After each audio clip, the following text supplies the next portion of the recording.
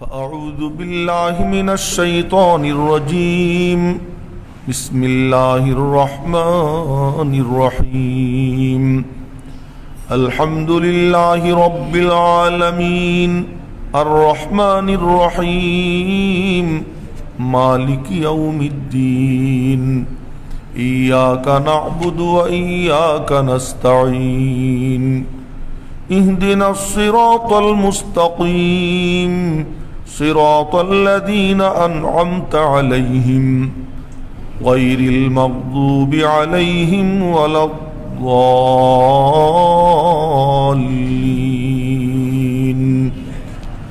آمين صدق الله مولانا العظيم وصدق رسوله النبي الأمي الكريم ونحن على ذلك لمن الشاهدين والشاكرين محترم हाजिरीन আল্লাহ পাক রব্বুল আলামিনের দরবারে অগণিত অসংখ্য শুকর যিনি আমাদেরকে আজ 13তম তাফসীরুল কোরআনের দর্সে বসবার তৌফিক দান করলেন এজন্য সকলে বলি আলহামদুলিল্লাহ।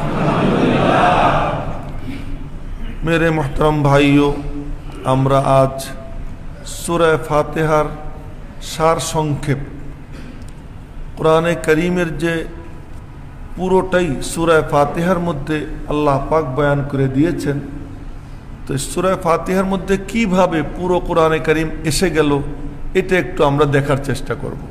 খুব চৌকান্না হয়ে মনোযোগ দিয়ে লক্ষ্য করতে হবে। দ্বীনে ইসলামের মৌলিক বিষয় হলো তিনটা। মৌলিক বিষয় তিনটা। একটা হলো তাওহীদ, আর একটা হলো রিসালাত, আর একটা হলো আখিরাত। তাওহীদ আল্লাহ পাকের একত্ববাদ, রিসালাত জনাবে মুহাম্মদুর রাসূলুল্লাহ সাল্লাল্লাহু আলাইহি ওয়াসাল্লাম যে রসূল এই আকীদা বিশ্বাস। আখিরাত এই জীবন সাঙ্গ হবে, আবার আমরা পুনরুত্থান লাভ করব, পুনরুত্থিত হব, তখন আর একটা জীবন শুরু হবে যার কোনো শেষ নাই। এই জিনিস হলো কি আখিরাত।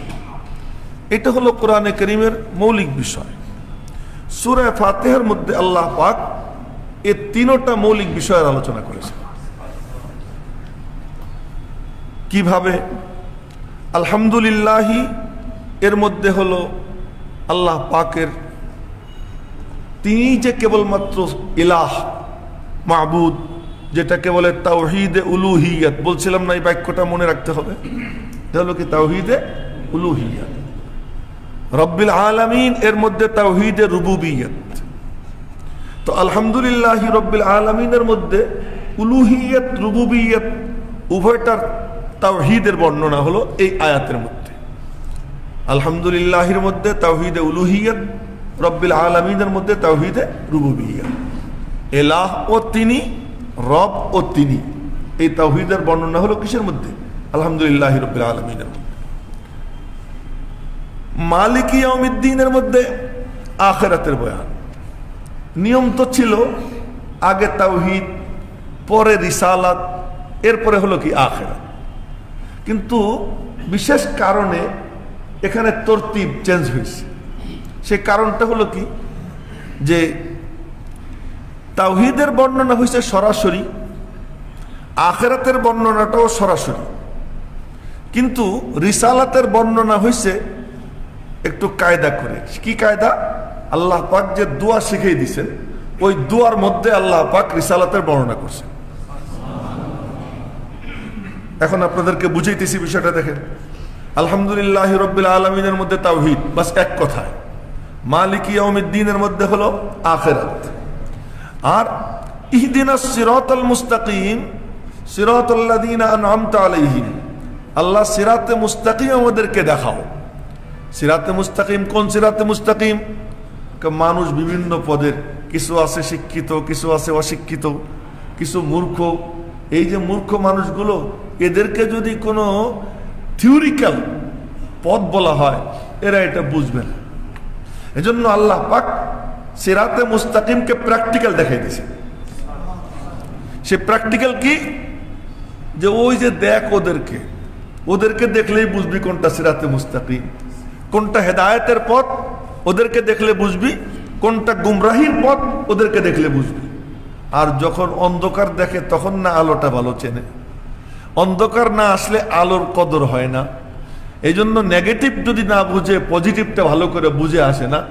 সিরাতে মুস্তাকিমকে আল্লাহ তাআলা পজিটিভলি এবং নেগেটিভলি দুইভাবেই আল্লাহ পাক এই আয়াতের মধ্যে ব্যক্ত করে দিয়েছেন। সিরাতাল্লাযীনা আনআমতা আলাইহিমের মধ্যে পজিটিভ, যাদেরকে আমি পুরস্কৃত করেছি ওদের রাস্তা হলো কি? হেদায়েতের রাস্তা। ওরা কারা? নবী, সিদ্দিক, শহীদ, সালেহ। আর ভ্রান্ত পথ কোনটা? এইটার বিপরীত যেটা, সেটা কাদের রাস্তা? ওটা ইহুদি খ্রিস্টানের রাস্তা। মুসলমানদের রাস্তা খারাপ রাস্তা হয় না, যার নাম মুসলমান। এই ছিল আকীদা, বিশ্বাস, কিন্তু এখন পাল্টে গেছে। এই কথা ভালো করে বুঝেন, এখন পাল্টে গেছে। কিভাবে পাল্টে গেছে? যখন নবীজির জামানায় দাওয়াতের কাজ চলতেছিল, হয় কাফের, নয় মুনাফেক, নয় ইহুদি, নয় নাসারা, এর বাইরে কোনো লোক ছিল না। আবার বলতেছি, হয় পৌত্তলিক মুশরিক কাফের, আর না হয় ইহুদি, আর না হলে খ্রিস্টান, আর না হলে সাচ্চা পাক্কা সলিড মুসলিম। আর একটা হলো কি? সলিড মুনাফিক। মুনাফিক যে ও আসলে কাফের, যে মুনাফিক ছিল সে আসলে কি ছিল? কাফের। মুসলমানদের মধ্যে কোনো ভ্রান্ত কোনো সাইট ছিল না। কিন্তু পরবর্তীতে আর বাইরে যাওয়ার দরকার নাই, মাগদুবি আলাইহিম ওয়ালাদ-দাল্লিন মুসলমানদের মধ্যে ভুরি ভুরি। মুসলমানদের মধ্যে নাস্তিক নাই? মুসলিম নামধারীদের মধ্যে কি নবীজির খতমে নবুয়ত অস্বীকারী নাই? এই মুসলিম নামধারীদের মধ্যে কি আল্লাহ পাকের সিফাতে রাজ্জাক, রিজিক দাতা আল্লাহ, এটা অস্বীকারী নাই? আছে না? তো এরকম ভাবে ভুরি ভুরি মুসলমানদের মধ্যে পরবর্তীতে কি হয়ে গেছে? জন্ম নিয়ে নিছে। এই জন্য মাগদুব আলাইহিম দ্বারা বোঝানো হয়েছে যারা একেবারেই দিনের পথ থেকে শতভাগ আউট, তারা হলো মাগদুব আলাইহিম। আর দল্লিন হলো যারা কিছু আউট। কথাটা কি পরিষ্কার হয়েছে আপনাদের কাছে? সহি রাস্তা থেকে যারা কিছুটা সরে গেছে তারা হলো কি? দল্লিন, পথভ্রষ্ট। আর মাগদুব আলাইহিম অভিশপ্ত কারা? যারা রাস্তা থেকে উলাইকা ফি শিকাকিন বাঈদ, উলাইকা ফি দালালিন বাঈদ, অনেক দূরে গিয়ে নিক্ষিপ্ত হয়েছে না, 100 ডিগ্রি দূরে গিয়ে নিক্ষিপ্ত হয়েছে। এরা যারা, এরা হলো কি? মাগদুব আলাইহিম। তাহলে আমরা জানলাম যে সূরা ফাতিহার মধ্যে 3 জিনিসের আলোচনা। কি কি? তাওহীদ, আখিরাত, রিসালাত। হওয়ার তো দরকার ছিল তাওহীদ, রিসালাত, আখিরাত, কিন্তু হয়েছে কি? তাওহীদ, আখিরাত, রিসালাত।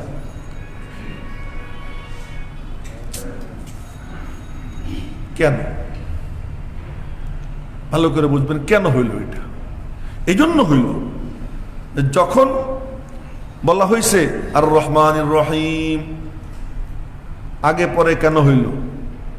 আপনারা কি এটা বোঝার দরকার আছে বলে মনে করেন? তো তাহলে একটু ভালো করে কান খাড়া করে শুনুন। যখন বলা হয়েছে আর রহমানির রহিম, তিনি রহমান দুনিয়ার জন্য, রহিম আখিরাতের জন্য। সাথে সাথে প্রশ্ন দেখা দিছে, আখিরাতের জন্য কেন রহিম? আখিরাতে কেন রহিম? দুনিয়াতে তিনি রহমান, তার রহমত সকলকে ব্যাপকভাবে দেন, কাউকে বাদ দেন না।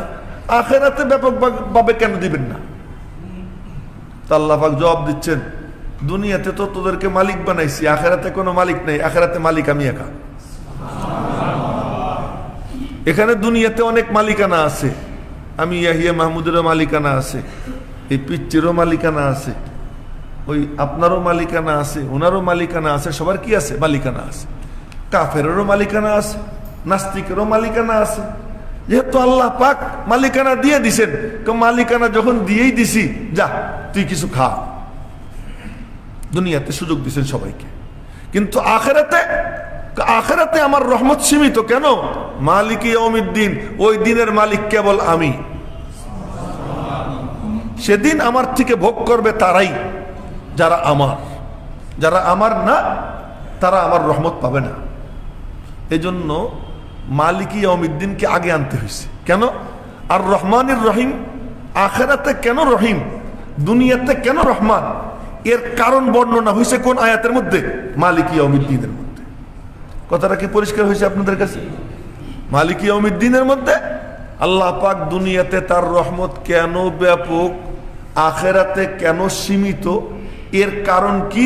বলে আখিরাতে মালিক কেবল আমি, আর কারো কোনো মালিকানা থাকবে না। তাও আমি ব্যাখ্যা করে আপনাদেরকে একবার বলছিলাম, আখিরাত কিয়ামত যখন কায়েম হবে তো আল্লাহ পাক বলবেন লিমানিল মুলকুল ইয়াউম, আজকের রাজত্ব কার? কেউ কোনো জবাব দিবে না, পিনপতন নীরবতা বিরাজ করবে। আবার আল্লাহ পাক ঐশী কণ্ঠে ঘোষণা করবেন লিল্লাহিল ওয়াহিদিল কাহ্হার, একমাত্র মহাপরাক্রমশালী আল্লাহরই রাজত্ব আজ, আর কারো কোনো রাজত্ব নাই। সুতরাং সেদিন রহমত পাবে কেবলমাত্র কারা? যারা আল্লাহ, যেহেতু মালিকানা কার? আমার যখন পকেটের সব পয়সা যখন আমার মালিকানায়, তা আমি দিব তো আমার ছেলে মেয়েরে, আমি অন্য কাউকে দিব না। আর আমি যখন এটারে ওপেন করে দিয়ে রাখলাম যে এই যে একটা কি বলে আপনার দাতব্য কার্যালয়, তো এইটাতে দান করে দিয়ে আমি সবার মধ্যে কি করে দিছি? ঘোষণা দিয়ে দিছি। দুনিয়াতে আল্লাহ পাক সকলের জন্য ওপেন করে দিছেন নাও, কিন্তু আখিরাতে আল্লাহ পাক তার রহমতটা কেবলমাত্র তারা পাবে যারা তার হবে। এই কারণে আখিরাতের আলোচনা রিসালাতের আগে আসছে। কথাটা কি পরিষ্কার হয়েছে? রিসালাতের আলোচনা পরে কেন আসলো? যে ইহদিনাস সিরাতাল মুস্তাকিমের মধ্যে আবেদন, কিসের আবেদন? আল্লাহ হেদায়েতের পথ দেখাও। তো হেদায়েতের পথ দেখাও আবেদন করছে, তো আবেদন কবুল হয়ে গেছে।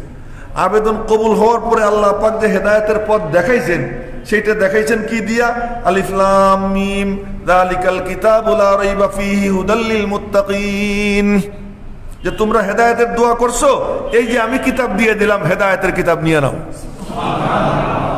তো হেদায়েতের দোয়া শেষ, আর দোয়া কবুল করে আল্লাহ পাক হেদায়েতের যে কিতাব, সেই কিতাবের ঘোষণা দিয়ে দিলেন, নাও এই যে হেদায়েতের কিতাব আমি তোমাদেরকে দিয়ে দিলাম। তো এই জন্য রিসালাতের আলোচনা কি আসছে? পরে আসছে, যাতে করে হেদায়েতের মধ্যে, হেদায়েতের আবেদনের মধ্যে আর হেদায়েতের আবেদন মঞ্জুরির ঘোষণার মধ্যে কোনো ডিস্টেন্স না থাকে, ব্যবধান না থাকে। কথাটা কি পরিষ্কার হয়েছে? হ্যাঁ। এখন প্রশ্ন হলো, কোরআনে কারীমের সব বিষয় সূরা ফাতিহার মধ্যে কেমনে আসলো? এর মধ্যে কত কিস্সা কাহিনী আছে, আছে না? কিস্সা কাহিনী আছে, হুমকি ধমকি আছে, হ্যাঁ, হুমকি ধমকি আছে, কিস্সা কাহিনী আছে, কত হুকুম আহকাম আছে, এর মধ্যে আল্লাহ পাকের পক্ষ থেকে কত উপদেশ আছে। এ সবগুলো আপনি তো বললেন তাওহীদ, রিসালাত, আখিরাত, না? তো সেখানে কি করে সব বিষয় চলে আসলো? হেদায়েত এর আবেদন করছে আল্লাহ, হেদায়েত চাই। হেদায়েত মানে কি? নবীদের রাস্তা। হেদায়েত মানে কি? নবীদের রাস্তা। তো নবীদের পথ, সিদ্দিকদের পথ, শহীদদের পথ, এই পথ চাই। তো নবীদের পথ, সিদ্দিকদের পথ, শহীদদের পথ, তাদের পথে যা যা আছে সবই তো তার মধ্যে এসে যায়। কথা বুঝে আসেনি? তাদের পথে যা যা আছে। এখন এই হেদায়েতের মধ্যে কি শুধু ঈমান না, আমলও আছে? শুধু আমল না, আখলাকও আছে। কি আছে? ঈমান আছে, আমল আছে, আখলাক আছে, মুআমালা আছে, মুআশারা আছে। মুআমালা মানে পারস্পরিক লেনদেন, মুআশারা মানে পারস্পরিক সৌজন্য বিনিময়, আচরণগত বিষয় আশয়, একে কি বলে? মুআশারা বলে। তো ইসলামের যে সমস্ত সাইটগুলো আছে, এই সব সাইটগুলো কার মধ্যে আছে? যখন দোয়া করছে ইহদিনাস সিরাতাল মুস্তাকিম, আল্লাহ তুমি আমাকে সিরাতে মুস্তাকিম দেখাইয়ে দাও। সিরাতে মুস্তাকিম কোনটা? নবীদের পথ। নবীদের পথের মধ্যে কি আছে? ঈমান আছে, আকায়েদ আছে, আখলাক আছে, আমল আছে, তার মধ্যে ওয়াজ নসিহত যা যা আছে সবকিছু এর মধ্যে এসে গেছে। সুতরাং আর কোনো কিছু বাকি নাই। কোরআনে কারীমে যা যা আছে সবকিছু সূরা ফাতিহার মধ্যে চলে আসছে। কথাটা কি পরিষ্কার হয়েছে? হ্যাঁ। এখন আবার আমরা সূরা ফাতিহার তরজমা পড়ব, না? আবার তরজমা পড়ব। বিসমিল্লাহির রহমানির রহিম, আলহামদুলিল্লাহি রাব্বিল আলামিন। শুরু করছি আল্লাহর নামে, তিনি পরম করুণাময় অসীম দয়ালু। আলহামদুলিল্লাহি রাব্বিল আলামিন, সমস্ত প্রশংসা আল্লাহর, যিনি সারা জাহানের প্রতিপালক। আর রহমানির রহিম, যিনি পরম করুণাময় অসীম দয়ালু, রহমান দুনিয়ার দৃষ্টিকোণ থেকে, রহিম আখিরাতের দৃষ্টিকোণ থেকে। কেন? মালিক ইয়াউমিদ্দিন, বিনিময়ের দিবসের তিনি একমাত্র মালিক, আর কারো কোনো মালিকানা থাকবে না। এখন প্রশ্ন হলো, খালেকও তিনি, মালেকও তিনি, মাথা ঝুঁকাবো কোথায়? আর কোথায় মাথা ঝুঁকাবো? ইয়াকা না'বুদু, খালেক যখন তুমি, মালিক যখন তুমি, পালো যখন তুমি, খাওয়াও যখন তুমি, স্রষ্টাও তুমি, তো কপাল আর ঝুঁকাবো কোথায়? ইয়াকা না'বুদু, আমি তোমার সামনেই কপাল ঝুঁকাই। ইয়াকা না'বুদু ওয়া ইয়াকা নাস্তাঈন। তো আমি তো বান্দা, বান্দা যখন আমি হলাম, আজকে জুমার আলোচনায় বলছিলাম, একদম অক্ষম, অসহায়, কিছুই করার নাই, যা হয়ে গেছে হয়ে গেছে, আমার কিচ্ছু করার নাই, যা হবে হবে, ঠেকানোর সামর্থ্য নাই, যা হচ্ছে চাইয়ে চাইয়ে দেখবো, করার কিচ্ছু নাই। কথাটা কি বুঝে আসছে?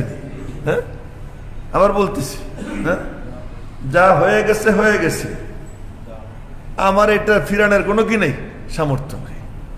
যা হবে হবে, ওটাতেও বাধা দেওয়ার কোনো সামর্থ্য নাই। যা হচ্ছে তা শুধু দেখতেই পারি, ঠেকানোর কোনো সামর্থ্য নাই। এই তো হলাম আমি বান্দা, আমি তো অসহায়। অসহায় যখন, আমি কি করব? আমার কাম কি? তুমি না আমার, আমি না তোমার। ইয়াকা না'বুদু, আমি না তোমার গোলাম, তুমি না আমার মালিক, তুমি না আমার মাওলা, তা আমি কোথায় সাহায্য চাবো? আর কোথাও না, তোমার কাছেই সাহায্য চাই। ওয়া ইয়াকা নাস্তাঈন, সাহায্য কেবল তোমারই কাছে চাই। ইয়াকা না'বুদুর সম্পর্ক আগের সাথে, ওয়া ইয়াকা নাস্তাঈনের সম্পর্ক পরের সাথে। এই আয়াতটা দুই ভাগে বিভক্ত। ইয়াকা না'বুদু হলো আগের আয়াতগুলোর সাথে সম্পর্ক, আর ওয়া ইয়াকা নাস্তাঈন, তোমারই কাছে সাহায্য চাই। কি সাহায্য? সবচেয়ে বড় সাহায্য যেটা, আল্লাহ তুমি হেদায়েতের দৌলত দিয়ে দাও। আল্লাহ পাকে শিখিয়ে দিয়েছেন যে এটা চাও, ইহদিনাস সিরাতাল মুস্তাকিম, আল্লাহ সিরাতে মুস্তাকিম দেখাইয়ে দাও, সরল সঠিক পথ দেখাইয়ে দাও, হেদায়েতের পথ দেখাইয়ে দাও। এটাকে আল্লাহ পাক একেবারে চোখে দেখা জিনিসের সঙ্গে দৃষ্টান্ত দিয়ে বুঝাইছেন। থিওরিক্যাল বলেন নাই, প্র্যাকটিক্যাল। কি? সিরাতাল্লাযীনা আন'আমতা আলাইহিম, তাদের পথ যাদেরকে তুমি পুরস্কৃত করেছো। আবার নেগেটিভ ভাবে বলছেন, তাদের পথ নয় যারা অভিশপ্ত এবং যারা পথভ্রষ্ট।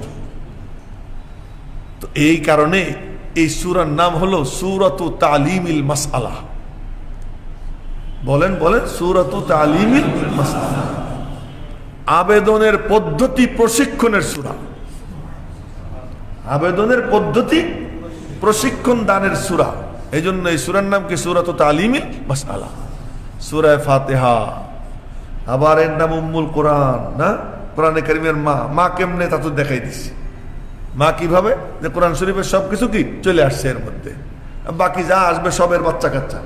এই জন্য সূরা ফাতিহা হলো কি উম্মুল কোরআন। ফাতিহা কেন? এটা ভূমিকা, এই কারণে এর নাম কি? ফাতিহা। ফাতিহা কেন? বলে এর দ্বারা সমস্ত রহমতের দরওয়াজা খুলে যায়। হ্যাঁ, এই সূরার নাম আবার কি? সূরাতুশ শিফা, সূরা শিফা, রোগ মুক্তির সূরা। নবীজি বলেন সূরা ফাতিহা সমস্ত রোগের ঔষধ। সূরাতুল ফাতিহা শিফাউম মিন কুল্লি দা, সমস্ত রোগের ঔষধ সূরা ফাতিহা। বুখারী শরীফের হাদিস, এক সাহাবী এক যুদ্ধের ময়দানে আছেন, এক ইহুদি সর্দারের সাপে কাটছে, আর ওই ইহুদিদের কাছে মুসলিম সাহাবীরা বলছিলেন আমরা একটু মানে খাদ্য সংকটে আছি, আমাদেরকে কিছু খাবার দাও। তো ওরা বলছে না, আমরা পারবো না খাবার দেবার। এরই মধ্যে সাপে কাটছে সর্দার। আগে একবার বলছিলাম, আবার আজকে মনে করে দিই, সাপে কাটছে। তো সাপে কাটছে এটা শুনে তো এখন পরস্পরে বলা বলি করতেছে। মুন্সিদের কাছে কখন আসে জানেন? ঝাড় ফুকের যখন দরকার হয় তখন মোল্লাদের কথা মনে পড়ে। এমনি সময় মোল্লাদেরকে তেমন দাঁড়ে না। তো একজন একজনকে বলে যে এইখানে তো অনেক কোরআনওয়ালারা আছে, ওই যে মুহাম্মদ সাল্লাল্লাহু আলাইহি ওয়াসাল্লাম তার শাগরেদরা আছে, এরা মনে হয় কেউ ঝাড়ফুঁক টাড়ফুঁক করতে পারে, এই বিশ্বাস কিন্তু ওই জামানার থেকে। যার কাছে কোরআন আছে তার কাছে ঐশী পাওয়ার আছে, এই আকীদা বিশ্বাস ওই তখন থেকে। এই জন্য দেখবেন কোন মুমিনের সামনে, অমুসলিম ও মুমিন সামনে গেলেই সে যত কিছুই হোক, হাজার হাজার কাফেরদের মধ্যে একজন মুমিন গিয়ে দাঁড়াবে, আলাদা নূর আল্লাহ পাক চমকাইয়া দিবেন তার মধ্যে। এটা একটা আলাদা জিনিস। এই জন্য ওরা একজন আরেকজনের বলে, এদের মধ্যে মনে হয় এরকম কাউকে পাওয়া যাবে, যাও জলদি যাও। তো গিয়া ডাক দিছে, ও মিয়ারা, হালমিন কুমিন রাকিন, তোমাদের মধ্যে কোনো উজা আসেনি? আমাদের কি হয়েছে? ইন্না সাইয়্যিদ আল হাইয়্যি লুদিগা, বলতেছে ইন্না সাইয়্যিদ আল হাইয়্যি লুদিগা, যে আমাদের এই এলাকার সর্দার সে দংশিত হয়েছে, সাপে দংশন করছে। তো এক সাহাবী বলে যে আনা রাকিন, আমি উজা। তুমি উজা, তো চলো একটু ঝাড়িয়ে দেবা। মাগনা ঝাড়বো না। ওই যে ওনার ভিতরে ক্ষোভ, যে আমরা আমাদের বৈধ, এটা নিয়ম, যাদের সঙ্গে চুক্তি আছে ওই এলাকায় মুসলিম সৈনিকরা গেলে তারা তাদেরকে খাদ্য দিবে, এটা চুক্তি আছে। সে চুক্তির পর খেলাপ করছে। উনি বললেন যে মাগনা ঝাড়বো না। কি চাও? ওই বকরির পাল পুরোটা দিবি। বকরির পালে তো একটা দুইটা থাকে না, অনেক থাকে। তো কয় যে ঠিক আছে। তো গিয়া ঝাড়ছেন ফাবারিয়া, ভালো হয়ে গেছে, সাপে কাটছে, হ্যাঁ সুস্থ হয়ে গেছে। তো এখন অন্য সাহাবীরা আর তারা কিছু বলে টলে নাই, তারা মনে করছে উঝা ঝাড়ছে ঠিক আছে। এখন তো বকরি মজা করে খাইতেছে, পেটে কি দা, আমরা তো হলো মশলা দাও, এই দাও, সেই দাও, কত কিছু দিয়ে তারপরে পাকশাক কইরা, এরপরেও কি মুখে যাইতে চায় না, আমাদের হালাল। আর ওনাদের খাওয়ার সিস্টেম ছিল কি, জবাই করলো, জবাই করার পরে যে রক্ত ওই গোশতের সঙ্গে মিশা, ওই রক্ত হালাল, ওইটা হারাম না। হারাম রক্ত হলো যেটা প্রবাহমান রক্ত। তো ওনাদের দোয়া টোয়া লাগতো না, এই চামড়া ছিলা আগুনের উপরে ধরতেন, একটু কোনো রকম কি হয়েছে পুড়ছে, বাস ছুরি দিয়ে কেটে কেটে খাওয়া শুরু করে দিতেন, বাস খাওয়া চলতেছে। এখনো কিন্তু এরকম খায়, গিয়ে দেখেন এখন এরকম খায়। তো খাওয়া টাওয়া চলতেছে। খাওয়ার চাহিদা যখন ছিল খাইছে, চাহিদা পুরো হয়ে গেছে মোটামুটি। এখন কয় যে এই ভাই খাইলাম যে, এটা খাওয়া কি বৈধ কি অবৈধ তা তো আর জিজ্ঞেস করলাম না নবীজিকে। হ্যাঁ, একটু জিজ্ঞেস করার দরকার ছিল, খবর কাউকে পাঠাইয়া যে এটা আমাদের জন্য খাওয়াটা বৈধ কি অবৈধ। কিন্তু নবীজিরে জিজ্ঞেস করলাম না, সমানে খাইলাম। আচ্ছা যা খাইছি, এখন যে কয়টা আছে থাক, এই কয়টা থাক, মাসলা জিজ্ঞেস করে নিই পরে। এরপরে গেছেন, গিয়ে বলে ইয়া রাসূলুল্লাহ এই ঘটনা। তো নবীজি বললেন যে কি দিয়ে ঝাড়ছো? কি দিয়ে ঝাড়বো? সূরা ফাতিহা পড়ছি আর ফুদিছি। নবীজি বললেন ওমা আদরাকা আন্নাহা রুকিয়া, তুই জানলি কেমনে যে এইটা এরকম মহা ঝাড়? খুশিতে বললেন নবীজি, খুশিতে বললেন তুই জানলি কেমনে যে এইটা এরকম কার্যকর ঝাড়? ইয়া রাসূলুল্লাহ আপনার কাছ থেকে শুনছি, সূরা ফাতিহা শেফা, তাই আমি ঝাড়ফুঁক করছি। এরপরে আমির বলতেছে, সেনাপতি, ইয়া রাসূলুল্লাহ এই গোশত টোস্ত খাওয়া এটা কি ঠিক হয়েছে কিনা? নবীজি বললেন ও অবশিষ্ট গোশত আছে কিনা? বলতেছেন অবশিষ্ট গোশত আছে কিনা? কা আছে, কথা আমার একটু দাও। ওই যে বৈধ কি অবৈধ এইটা বলার থেকে আমার একটু দাও, তার মানে কি সবচেয়ে বৈধ জিনিস এটা। এর থেকে মাসলা সাবেত হইল, এই মাসআলা সাবেত হইল যে যদি কোনো ব্যক্তি অসুস্থ হয় আর আমার কাছে আসে, আমি একটু ফুটু দেই, ভালো যদি হয়ে যায়, আমি যদি চাই যে আমার কিছু দিতে হবে তো দিতে হবে, এবং ওইটা আমার জন্য হালাল। আমার জন্য কি হালাল, চাইলাম না এমনি দিল, তাও কি আমার জন্য হালাল। এটা কি আছে, জায়েজ আছে। হ্যাঁ, এই জন্য চিকিৎসার ব্যাপারে কোরআনে কারীম এর কোনো আয়াত পড়া কেউ ফু দিল, রোগের চিকিৎসার জন্য ভালো হইল, সে তার থেকে চেয়ে টাকা নিতে পারে যে আমি এই কাজের জন্যই বসে আছি, কেউ আসলে আমি এই কাজ করি। হ্যাঁ, ভালো না হইলেও দিতে হবে। এখন ভালো হওয়া না হওয়া কার হাতে? ডাক্তারের কাছে যায়, ডাক্তার এই লম্বা প্রেসক্রিপশন দেয়, এরপরে ভিজিট নেয়, ওষুধ খাইতেছে 3 মাস 4 মাস, একটু রোগ ভালো হয় না, বিনা পয়সায় খায় নাকি? হ্যাঁ, ভালো হওয়া না হওয়া কার হাতে? তো সুতরাং আমি যদি একটা অফিস খুলি তাহলে ইনশাল্লাহ এটা অবৈধ হবে না, না? নিশ্চিন্ত থাকেন, খুলবো না। হ্যাঁ, তার কারণ সময়ও নাই, দরকারও নেই, আলহামদুলিল্লাহ। এমনি আমার কাছে কেউ কিছু চাইলে এমনি দিয়ে দে, কাজ হওয়া না হওয়া আল্লাহ পাকের হাতে, আমি এমনি দিয়ে দিই, আলহামদুলিল্লাহ। তো বলতেছিলাম এই সূরার নাম কি? সূরাতুশ শিফা। এই সূরার বিভিন্ন নাম আছে। কেন বিভিন্ন নাম? আমি ইয়াহিয়া মাহমুদ অন্যদের কথা বাদ দিলাম, আমারে কেউ কেউ আছে হাফেজ সাহেব ডাকে, আমার সাবেক পরিচিত যারা হাফিজ সাহেব এরকম করে ডাকে, কেউ মুহাদ্দিস সাহেব করে ডাকে, কেউ মৌলানা সাহেব বলে ডাকে, কেউ আমাকে খতিব সাহেব বলে ডাকে, কেউ ইমাম সাহেব বলে ডাকে, কেউ আমাকে মুফতি সাহেব বলে ডাকে। কেন? আমি যে এই কামগুলো করি, আমি তারাবির নামাজও পড়াইতে পারি, হাফেজ, আমি ওয়াজও করতে পারি, আমি খতিব, আমি ইমামতি করতে পারি, আমি ইমাম। তো এরকমভাবে আমি বুখারী শরীফ পড়াই, সুতরাং আমারে মুহাদ্দিস বলে, শাইখুল হাদিস বলে। তো একটা লোকের মধ্যে যদি বিভিন্ন গুণ থাকে, তার বিভিন্ন নাম হয়। যার গুণ যত তার নাম তত। সূরা ফাতিহার মধ্যে পুরা কোরআন শরীফ, তো এর নামের শেষ থাকবে কেমনে? এজন্য সূরা ফাতিহার কি বহু নাম, অনেক নাম বিশিষ্ট সূরা। কেন? তার মধ্যে এত এত গুণ বিধায়। আল্লাহ পাকের কাছে অগণিত অসংখ্য শুকর যে আল্লাহ পাক সূরা ফাতিহার সংক্ষিপ্ত তরজমা এবং তাফসীর আমাদেরকে পড়বার তৌফিক দান করলেন, শুনবার তৌফিক দান করলেন। এজন্য আল্লাহ পাকের শুকর আদায় করে আলহামদুলিল্লাহ। এখন আসুন সূরা ফাতিহা নামাজের মধ্যে পড়ার কি হুকুম, এটা খুব জরুরি বিষয় জানাটা। প্রথম মাসআলা, সূরা ফাতিহা নামাজের মধ্যে পড়া 3 ইমামের কাছে ফরজ। 3 ইমামের কাছে ফরজ। ইমাম শাফি রহমতুল্লাহ আলাই, ইমাম মালিক রহমতুল্লাহ আলাই, ইমাম আহমদ ইবনে হাম্বল রহমতুল্লাহ আলাই, এই 3 ইমামের কাছে সূরা ফাতিহা পড়া ফরজ। ইমামে আযম আবু হানিফা রহমতুল্লাহ আলাইহির কাছে সূরা ফাতিহা পড়া ওয়াজিব। এই হলো ইখতিলাফ। কিরাত পড়া ফরজ, কিরাত ফরজ। পিছনে বসছেন তো, সামনে আসেন। হ্যাঁ, আচ্ছা আচ্ছা। তো ঠান্ডা লাগলে এসি বন্ধ করে দেন, এটা বন্ধ করে দেন। হ্যাঁ, খুব মনোযোগ দিয়ে শোনেন। 3 ইমামের কাছে এটা কি ফরজ, ইমামে আযম আবু হানিফার কাছে ওয়াজিব, কিন্তু কিরাত ফরজ। সুতরাং কেউ যদি নামাজে দাঁড়াইয়ে শুধু এতটুকু পড়ে,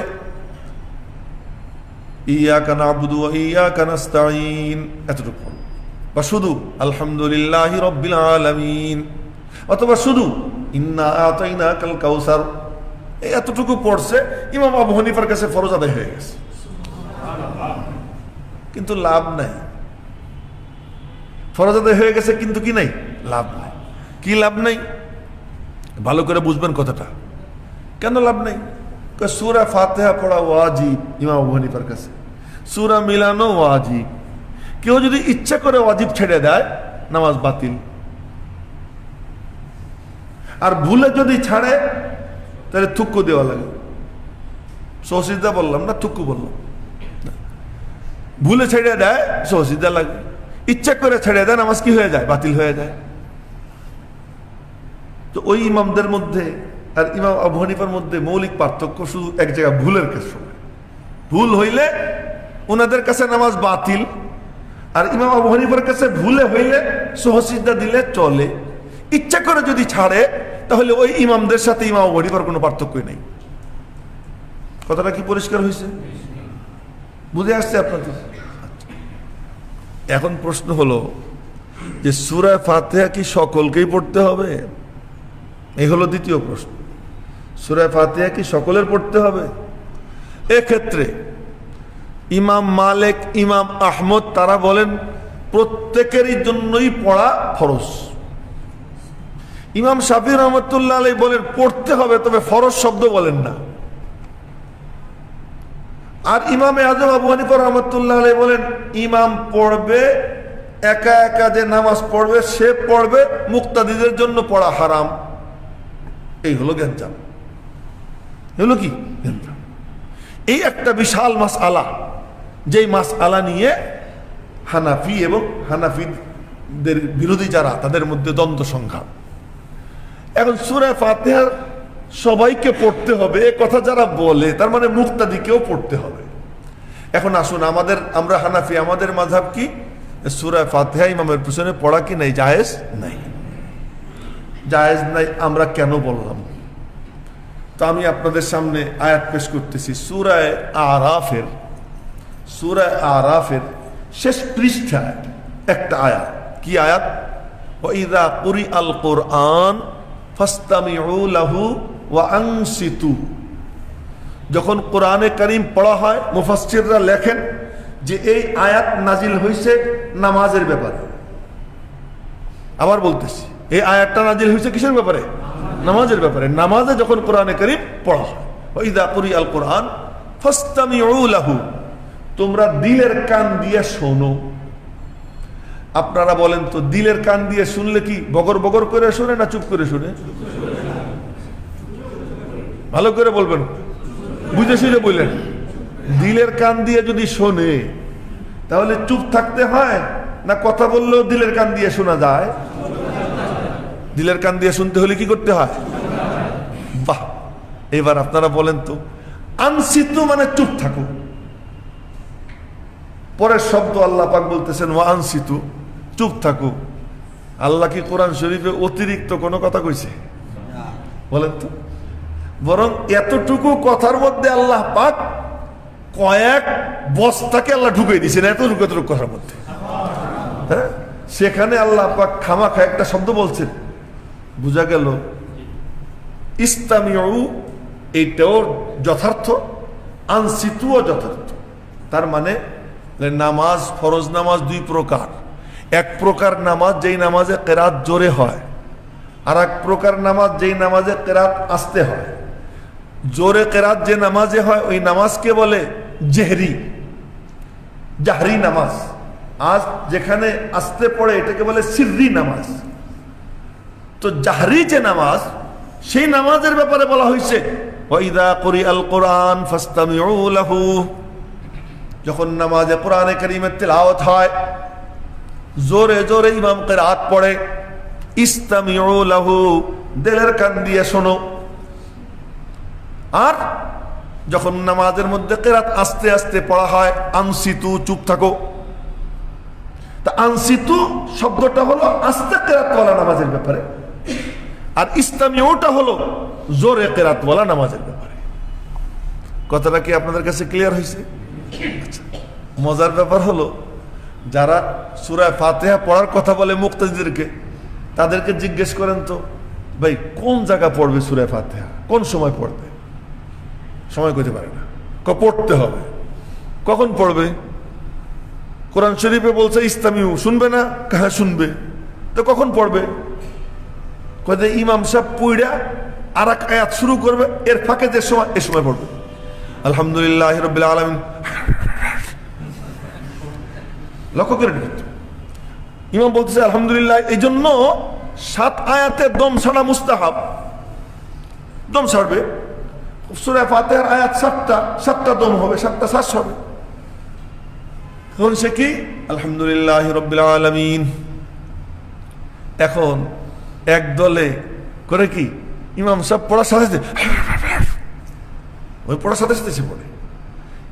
আর এক ইমাম সে কি করে, সে করে কি আলহামদুলিল্লাহি রাব্বিল আলামিন আর রহমানির রহিম, এই যে পড়া শুরু করছে, পড়ে টড়ে শেষ করে দাঁড়াই গেছে, আর কথা কয় না। এই যে এখন তোমরা পড়ো। হ্যাঁ, মদিনা শরীফে আব্দুর রহমান হুজাইফি এই কাম করে। মদিনা শরীফে আব্দুর রহমান হুজাইফি, সে সূরা ফাতিহা পড়ার পরে 2 বার অন্তত পড়তে পারবেন আপনি সূরা ফাতিহা, এই পরিমাণ দাঁড়ায় থাকে। কেন? ওই হাদিসের উপর আমল করতে হয়, কোরআন শরীফের আয়াতের উপর আমল করতে হয়, যে যখন পড়তেছি তখন পড়বা না। আর এখন তাদেরও কেউ পড়তে দিতে হয়, তো পড়তে দিলে কি করতে হবে? দাঁড়াই থাকতে হবে। প্রশ্ন হলো, নামাজে খামাখা দাঁড়াই থাকার কোনো সুযোগ আছে কিনা? এমনি না দাঁড়াই থাকলাম, কোনো আমল করলাম না, নানান গ্যাঞ্জাম। অনেক গ্যাঞ্জাম যদি সূরা ফাতিহা পড়তে যায়। মজার ব্যাপার হলো কোন একটা হাদিস এমন নাই যে হাদিসে এটা স্পষ্ট আছে যে মুক্তাদিকে কেরাত পড়তে হবে। পুরো একদম চ্যালেঞ্জ করলাম, কেউ যদি দেখাই দিতে পারে যে মুক্তাদিকে পড়তে হবে। একটা হাদিস আছে যেটা বুখারী শরীফের হাদিস, লা সালাতা লিমান লাম ইয়াকরা বিফাতিহাতিল কিতাব, যে সূরা ফাতিহা পড়ে না তার নামাজই হয় না। এই হলো হাদিস। এখন হলো যে পড়ে না তার নামাজ হয় না, বুখারী শরীফের হাদিস। ইমাম বুখারী রহমতুল্লাহ আলাইহি এই হাদিসটা বুখারী শরীফে আনছেন। ইমাম আবু দাউদ রহমতুল্লাহ আলাইহি ওনার আবু দাউদ শরীফে একটা হাদিস আনছেন। কি হাদিস? এই ভালো করে শুনেন। মান কানা লাহু ইমামুন ফাকিরাআতুল ইমামি লাহু কিরাআতুন, বলে যার ইমাম থাকবে ইমামের কেরাতই তার কেরাত হয়ে যাবে। এটা নবীজির হাদিস। এটাও কি নবীজির হাদিস? কয় যে ওটা বুখারী, এটা আবু দাউদ। হ্যাঁ, এটা বুখারী, এটা কি আবু দাউদ। তো বুখারী আর এটা আবু দাউদ দেখে কি হাদিস আমি চাইলে ফেলে পারবো? হাদিস তো কার? নবীজির হাদিস। কার? বাহ বাহ। ইমামে আজম আবু হানিফা রহমতুল্লাহ আলাইহি উনি কি করতেন জানেন? সব হাদিস সামনে রাখতেন এবং বলতেন এই কথা যে আমি কোনো ফতোয়া যদি দেই আর আমার ফতোয়ার বিরুদ্ধে কোনো হাদিস তোমরা পাও, আমার ফতোয়া বাদ দিয়ে হাদিসের উপর আমল করো। ইমামে আজম আবু হানিফা রহমতুল্লাহ আলাইহি বলতেন এই কথা। এইভাবে সব হাদিস সামনে আনতেন, সব হাদিস সামনে আইনা এরপরে গবেষণায় লাগাইতেন শাগিরদেরকে। 40 জনের বোর্ড ছিল, গবেষণা করত। 40 জনের বোর্ডটা কেমন বোর্ড? এক সদস্যের 20 লক্ষ হাদিস মুখস্থ ছিল। তো এইরকম সব বিজ্ঞ বড় বড় মুহাদ্দিস ফকিহ তাদের বোর্ড। সেই বোর্ড গবেষণা করতে থাকতো। ইমামে আজম আবু হানিফা মাসনাদে বসতেন, তোমার কি মত, তোমার কি মত, তোমার কি মত বলো। একজন মতামত দিত, উনি খণ্ডন করতেন, তোমার এইটা ওই হাদিস দিয়ে কাটা যায়, তোমার এইটা ওই হাদিস দিয়ে কাটা যায়, তোমার এইটা ওই হাদিসের সাথে সংঘাত, ঠিক হচ্ছে না। এরকম করে করে সবার মস্তিষ্ক ধুলাই করতেন। এরপরে উনি বলতেন এমন হইলে কেমন হয়, হুজুর এটা খুব সুন্দর, সব লাভ দিয়ে উঠত। একটু পরে উনি বলতেন না এটাও ঠিক না। আবার একটু পরে বলতেন এটা কেমন হয়, এটাও ঠিক না। সব তো হই হই জি হুজুর, হ্যাঁ এটা 100% কারেক্ট। ইমাম আবু হানিফা বলতেন এইটারও বিরুদ্ধে এই আয়াত আছে, এইটার বিপরীতে ওই হাদিস আছে। এরকম করে মন্থন কইরা এরপরে এক একটা মাসআলায় ফয়সালা দিতেন। এই কিরাত খালফাল ইমাম, ইমামের পিছনে কিরাত, এইটাকে নিয়ে ইমামে আজম আবু হানিফা রহমতুল্লাহ আলাইহি লম্বা গবেষণার পরে ফয়সালা দিছেন। ওমিয়ারা, বুখারী শরীফের ইমাম বুখারীর জন্ম হলো 202 হিজরিতে, 194 হিজরিতে, ভুল বলছি, 202 হিজরিতে হলো ইমাম মুসলিমের জন্ম। ইমাম বুখারীর জন্ম হলো 194 হিজরিতে না, আর ইমামে আজম আবু হানিফার ইন্তেকাল হয়েছে 150 হিজরিতে। তো ইমামে আজম আবু হানিফার ইন্তেকালের 44 বছর পরে ইমাম বুখারীর জন্ম। তো ইমামে আজম আবু হানিফার কাছে যে হাদিস আইছে, তো সে বুখারী আর আবু দাউদের কোনো গুতাগুতি ওখানে আসেনি, কথা বলেন না, আসেনি ওখানে। বুখারী তখন এই জগতেই নাই। ইমাম বুখারী তখন কোথায়? মালায় আলায় রুহের জগতে রয়েছে। সেই টাইমে ইমামে আজম আবু হানিফা রহমতুল্লাহ আলাইহি উনার কাছে যে হাদিস গেছে, এই হাদিস কেমন আপনাদেরকে বলি। একটা কথা বলছে কে? মক্কা শরীফের ইমাম আব্দুর রহমান আস-সুদাইস, কথার কথা না, ওই কথাটা শুনছে কে? ওই কথাটা শুনছে, কথার কথা আমি একজনের নাম বলতেছি, মনে করেন আল্লামা নূর হুসাইন কাসিম, বাড়িধারা মাদ্রাসার প্রিন্সিপাল, আমার উস্তাদ। উনি শুনছেন, উনি শুই না ওই কথাটা বলছেন আমাকে। এখন আমি বলবো কি যে আমাকে বলেছেন আল্লামা নূর হুসাইন কাসিম, উনার নাম শুনলি সবাই হুজুর হুজুর বলছেন। হ্যাঁ, কার থেকে জানো? কার থেকে? আব্দুর রহমান আস-সুদাইস। আচ্ছা, এই মক্কা শরীফের খতিব, খানায় কাবার সামনে দাঁড়াইয়া যে নামাজ পড়ে উনি? হ্যাঁ। বলেন তো কেমন আস্থা আসবে এই কথার উপরে? হ্যাঁ। আর একটা কথা কইল কে? প্রেস ক্লাবের সামনে এক সাংবাদিক, আজকে তো প্রেস ক্লাবে গেছিলাম, এই জন্য প্রেস ক্লাবের কথা কইলাম আর কি। হ্যাঁ, প্রেস ক্লাবের সামনে এক সাংবাদিক হয়েছে, তো ওই সাংবাদিক তোমার কাছে কে কইছে? কই জাসদের অমুক নেতাই কইছে। হ্যাঁ, কোথায় কথা? জাসদ নেতা বলে জানো আমি কোন জায়গার থেকে শুনছি? বলে কোথায়? ওই যে পল্টনের ওখানে যে ওই যে মনি সিং এর যে কার্যালয় আছে, ওইখানে যে বৈঠক হয়েছিল সেখানে অমক ক্যাডার তমক ক্যাডার তমক ক্যাডার ছিল, সেখান থেকে শুনছি। এরা কোন জায়গার থেকে পাইছে? মক্কা শরীফের খাদেমের কাছ থেকে শুনে এসেছে। খাদেম কি বলছে? খাদেম বলছে সে বলে আব্দুর রহমান আসুদায়ের কাছে শুনছি। এই যে ধারা আর আমি যে ধারা দিলাম, কেমন বেশ কম?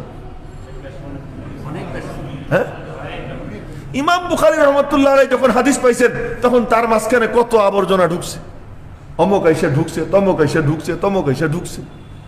আর ইমামে আযম আবু হানিফা রহমাতুল্লাহ আলাইহি 70 জন সাহাবীর সঙ্গে সাক্ষাৎ করছেন। তিনি হাদিস পাইছেন যাদের কাছ থেকে কেমন নির্মল ধারা ছিল। সেই ধারার সময় বুখারীও ছিল না, আবু দাউদও ছিল না, সব হাদিস এক মানের ছিল। আজকে তো লা সালাতা ইল্লা বিফাতিহাতিল কিতাব, এই হাদিস বুখারী। আর মান কানা লাহু ইমাম ফাকিরাতুল ইমামি লাহু কিরাতুন আবু দাউদ। আবু দাউদ অনেক নিচে, কিন্তু আবু দাউদ কেমন নিচে তাও একটু শোনেন। ইমাম আবু দাউদ যদি কোনো হাদিস বর্ণনা করে মন্তব্যহীন রেখে দেন, বিভিন্ন হাদিসের ব্যাপারে ইমাম আবু দাউদ মন্তব্য করছেন এই হাদিস এই মানের, এই হাদিস এই মানের, কিন্তু কিছু কিছু হাদিস আছে ইমামে আবু দাউদ রহমতুল্লাহ আলাইহি বর্ণনা করে নীরবতা অবলম্বন করছেন। ওনার পরবর্তী সব মনীষীদের সিদ্ধান্ত, ইমাম আবু দাউদ কোন হাদিস বর্ণনা করে যদি নীরব থাকে এই হাদিস সহিহ। আবু দাউদ সেই আবু দাউদ শরীফের হাদিস, মান কানা লাহু ইমাম ফাকিরাতুল ইমামি লাহু কিরাআহ। ইমামে আযম আবু হানিফা বললেন লা সালাতা লিমান লাম ইয়াকরা বিফাতিহাতিল কিতাব, লা সালাতা ইল্লা বিফাতিহাতিল কিতাব। এই হাদিস হলো মুসল্লি তিন পদের। এক পদের মুসল্লি হলো ইমাম, আর এক পদের মুসল্লি হলো মুনফারিদ। মুনফারিদ মনে রাখবেন তো, যে একা একা নামাজ পড়ে তারে কি বলে? মুনফারিদ। আর এক পদের মুসল্লি হলো মুকতাদি। মুকতাদি যে ইমামের পিছনে নামাজ পড়ে, আর মুনফারিদ যে একা একা নামাজ পড়ে, আর ইমাম তো ইমাম। লা সালাতা ইল্লা বিফাতিহাতিল কিতাব, এই হাদিস হলো ইমামের জন্য, আর যে একা একা নামাজ পড়ে তার জন্য। আর আবু দাউদ শরীফের হাদিস হলো মুক্তাদির জন্য। মুক্তাদির জন্য আলাদা হাদিস দরকার। দেখে তো নবীজি কি বলছেন, মান কানা লাহু ইমাম, যার ইমাম থাকে, ফাকিরাতুল ইমামি লাহু কিরাআহ, ইমামের কিরাতি তার কিরাত। কেন? আয়াতে কারিমায় আল্লাহ বলছেন চুপ থাকো। আয়াতে কারিমা আল্লাহ পাক বলতেছেন আনসিতু। তখন সবার মনের মধ্যে প্রশ্ন, আপনি দি বললেন লা সালাতা ইল্লা বিফাতিহাতিল কিতাব, তখন তাদের এই সংশয় সন্দেহ দূর করার জন্য নবীজি বললেন, আরে মিয়া, ইমামের কিরাতি তোমার কিরাত, ইমামের কিরাতি তোমাদের কিরাত এক। দ্বিতীয় আর একটা কথা আপনাদেরকে শিখিয়ে দেই, বুখারী শরীফের হাদিস, যে যখন নামাজে ইমাম দাঁড়ায় তো ইমাম কি পড়ে? কি পড়ে? বিসমিল্লাহির রহমানির রহিম, আলহামদুলিল্লাহি রাব্বিল আলামিন, আর রহমানির রহিম, মালিকি ইয়াউমিদ্দিন।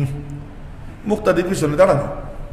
নবীজি বলতেছেন ফাইদা ক্বালাল ইমামু গায়রিল মাগদুবি আলাইহিম ওয়ালাদ-দাল্লিন ফাকুলু আমিন। ইমাম যখন গায়রিল মাগদুবি আলাইহিম ওয়ালাদ-দাল্লিন বলে তখন তোরা আমিন বল। মুক্তাদিদেরকে বলতেছে। তার মানে ইমাম আবেদন করলো, আবেদনে তুই একটা দস্তখত দিয়ে দে, ইহদিনাস সিরাতাল মুস্তাকিম সিরাতাল লাযিনা আনআমতা আলাইহিম। এটা কি আবেদন? তো ইমামে আবেদন করলো, ওই যে আবেদন পত্র পেশ করতেছে ইমামের একার দস্তখত না, ইমাম আমিন বলে তারও দস্তখত। তোমরা যারা পিছনে আসো তোমরাও আমিন বলো, তোমাদের সকলের দস্তখতে ওই ইমামের আবেদন তোমাদের সকলের আবেদনে পরিণত হয়ে যাবে। আচ্ছা, আপনাদের কাছে আমার প্রশ্ন, আপনারা বলেন তো, যদি মুক্তাদি নিজেই পড়তে থাকবে তাহলে ইমাম গায়রিল মাগদুবি আলাইহিম ওয়ালাদ-দাল্লিন যখন বলে তখন তুমি আমিন বলো, নবীজির এই কথা বলার কোনো দরকার আছে? সে তো নিজেই পড়তেছে। তো বলতেন বাজান তুমি ওয়ালাদ-দাল্লিনই খালি কইও না, আমিনটাও কইও। আমিন কিন্তু কোরআন শরীফের আয়াত না, আমিন হলো দোয়া। আমিন হলো কি? দোয়া। তো তো আমিনটা হলো দোয়া। তো এই দোয়াটা নবীজি করতে বলছেন কখন? বলে ইমাম যখন গায়রিল মাগদুবি আলাইহিম ওয়ালাদ-দাল্লিন বলে তখন তুমি আমিন বইলো। তার মানে এতক্ষণ তোমার কিছু বলার দরকার ছিল না, এতক্ষণ তুমি সাক্ষী গোপাল ছিলা, নীরব নিস্তব্ধ ছিলা। এখন তুমি বলো, কি বলো? আমিন বলো। এতক্ষণ তোমার কোনো বলা ছিল না, এতক্ষণ ছিল তুমি কি শ্রবণকারী, এখন তুমি কি বললেওয়ালা। সুতরাং সূরা ফাতিহা যারা পড়ার কথা বলেন, দলিল আছে তাদের কাছে, দলিল তারা দেন, কিন্তু বড় বিপদে আছেন। কি বিপদ? ইমাম যদি এমন শুরু করে দেয়, আলহামদুলিল্লাহি রাব্বিল আলামিন আর রহমানির রহিম মালিকি ইয়াউমিদ্দিন ইয়াকা না'বুদু ওয়া ইয়াকা নাস্তাঈন ইহদিনাস সিরাতাল মুস্তাকিম সিরাতাল লাযীনা আন'আমতা আলাইহিম গায়রিল মাগদুবি আলাইহিম ওয়ালাদ-দাল্লিন। এখন তো ইমামের সাথে পড়েও কুলাইতে পারবে না। সিস্টেম তো দিয়েছিল তার ইমামে। কি সিস্টেম? ইমাম যখন দম ছাড়ে তখন তুমি পড়ো। আর তারাবির নামাজ যে পড়ে, নামাজের মধ্যে কি কোনো বেশকম আছে নাকি? ফরজ নামাজ আর তারাবির নামাজে মাসলার কোনো বেশকম আছে? কোনো বেশকম নাই, মাসলা কিন্তু কি সমান। তারাবির নামাজে মক্কা শরীফ মদিনা শরীফে তো আল্লাহ পাক আমারও তারাবি পড়বার তৌফিক দিছে, কয়েকদিন মাঝে মাঝে পড়া হয়, সেখানে পড়ছি। তো সেখানে কি সূরা ফাতিহা শেষ সাথে সাথে কিরাত শুরু, বিরতি নাই। এখন সূরা ফাতিহা কোথায় পড়বা? কেমনে পড়বা তুমি? ইমামের সাথে পড়া ছাড়া কোনো উপায় নেই। আর ইমামের সাথে পড়লে কোরআন শরীফের আয়াতকে লঙ্ঘন করা হয়। কোরআনে কারীমের আয়াত আল্লাহ পাক কি বলছেন? ফাসতামিউ লাহু, তুমি কি করো? দিলের কান দিয়ে শোনো। এজন্য কেউ তো চুপ থাকে, কেউ কিরাত শেষ করে দাঁড়াই থাকে। বড় বিপদে আছে। এই মাসআলা যারা দিছে যে মুক্তাদির ইমামের পিছনে পড়তে হবে, তারা বিপদে আছে। আলহামদুলিল্লাহ হানাফিয়াদের কোনো বিপদ নাই, হানাফিয়াদের কোনো বিপদ নেই। কেন? মাসআলা আমাদের কাছে ক্লিয়ার যে হাদিস মুসল্লি 3 পদের। আবু দাউদ শরীফের হাদিস হলো মুক্তাদিদের জন্য, আর বুখারী শরীফের হাদিস হলো ইমাম আর যে একা একা নামাজ পড়ে তার জন্য। সুতরাং আমাদের কাছে কি নেই, কোনো গন্ডগোল নেই। আল্লাহ পাক রব্বুল আলামিন আমাদেরকে বুঝবার তৌফিক দান করেন, আমল করবার তৌফিক দান করেন। সুবহানাকা লা ইলমা লানা সুবহানাল্লাহি ওয়া বিহামদিহি সুবহানাকাল্লাহুম্মা ওয়া বিহামদিকা আশহাদু আল্লা ইলাহা ইল্লা আনতা আস্তাগফিরুকা ওয়া আতুবু ইলাইক। আল্লাহ পাক রব্বুল আলামিন যেন আমাদেরকে শেষ পর্যন্ত পৌঁছবার তৌফিক দান করেন। আমিন। ওয়া আখিরু দাওয়ানা আলহামদুলিল্লাহি রাব্বিল আলামিন। আলহামদুলিল্লাহিল্লাযী হাদানা লিখাইরিল আদিয়ান ওয়া মা কুন্না লিনাহতাদিয়া লাউলা আন হাদানাল্লাহ। আল্লাহুম্মা ফাসাল্লি ওয়া সাল্লিম ওয়া বারিক আলা সাইয়্যিদিনা ওয়া মাওলানা মুহাম্মদ ওয়া আলা আলিহি ওয়া সাহবিহি কামা তুহিব্বু ওয়া তারদা আদাদা মা তুহিব্বু ওয়া তারদা। ইলাহুল আলামিন মেহেরবানি করে আমাদেরকে মাফ করে দেন, আমাদেরকে কবুল করে নেন। আপনার কালামে পাকের নূর আমাদেরকে নসিব করে দেন, কালামে পাকের সমঝ আমাদেরকে দান করে দেন। হে আল্লাহ মেহেরবানি করে হেদায়েত আপনার কাছে ভিক্ষা চাই, আপনি আমাদেরকে মেহেরবানি করে হেদায়েত দিয়ে দেন। ও দয়াময় মাওলা, দয়া করে দুনিয়া ও আখিরাতের সব মঙ্গল আমাদেরকে দিয়ে দেন, সমস্ত অকল্যাণ থেকে আমাদের হেফাজত ফরমান। হে আল্লাহ মেহেরবানি করে আমাদের দেশে আমন আমান শান্তি শৃঙ্খলা কায়েম করে দেন। হে আল্লাহ আমাদের দেশ থেকে এই মহামারী বন্যা ইত্যাদি যত এ আল্লাহ বিপদ আপদ আছে, আমাদের দেশকে সব ধরনের বিপদ আপদ থেকে হেফাজত ফরমান এবং সারা দুনিয়ার সমস্ত মানুষকে আপনি হেফাজতের ব্যবস্থা করে দেন। আল্লাহুল আলামিন মেহেরবানি করে আমাদের সকলকে আপনার মর্জি মোতাবেক জীবন যাপন করবার তৌফিক দান করুন, ঈমানের সাথে আমাদের মৌত নসিব করে দিয়েন। ওয়া সাল্লাল্লাহু আলান নবিয়িল করিম। সুবহান রাব্বিকা রব্বিল ইজ্জাতি আম্মা ইয়াসিফুন ওয়া সালামুন আলাল মুরসালিন ওয়ালহামদুলিল্লাহি রাব্বিল আলামিন।